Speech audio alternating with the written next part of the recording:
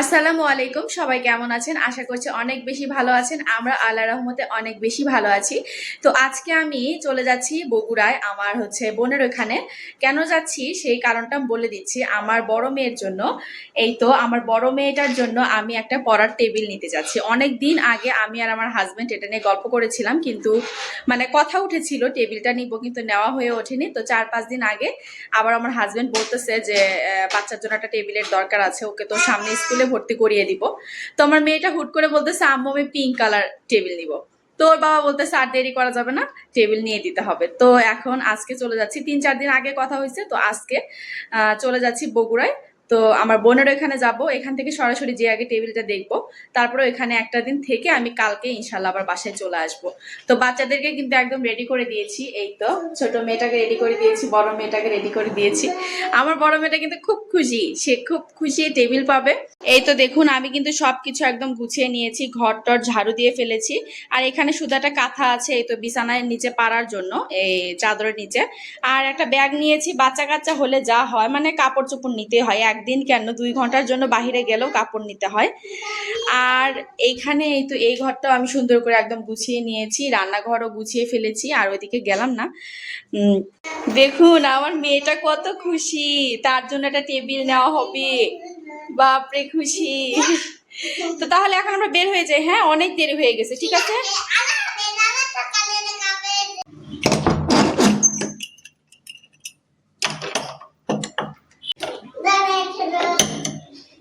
আমরা নিচে নেমে এসেছি, এখন এই তো গাড়ির জন্য অপেক্ষা করতে হবে।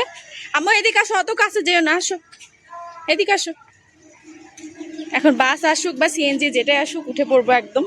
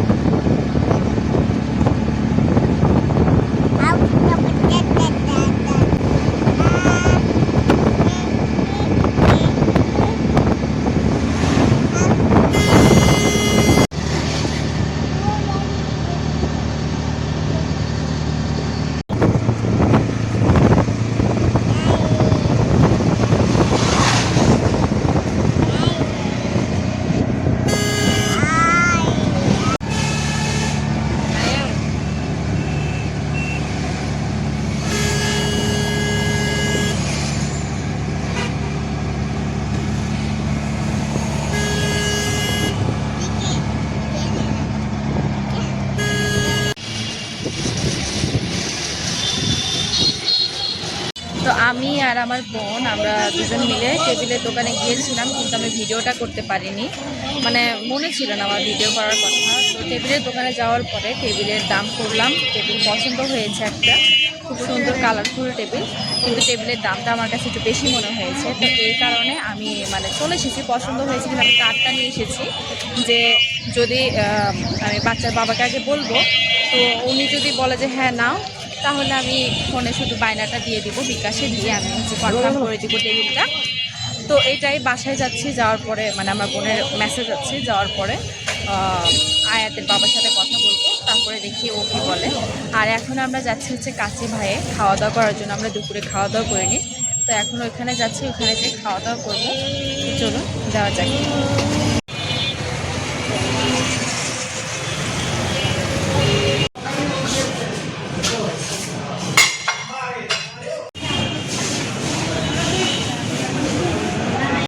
কাচি খেয়ে আমরা অনেকক্ষণ আগে চলে এসেছি ম্যাসে, আমার বোনের ম্যাসে এসেছি।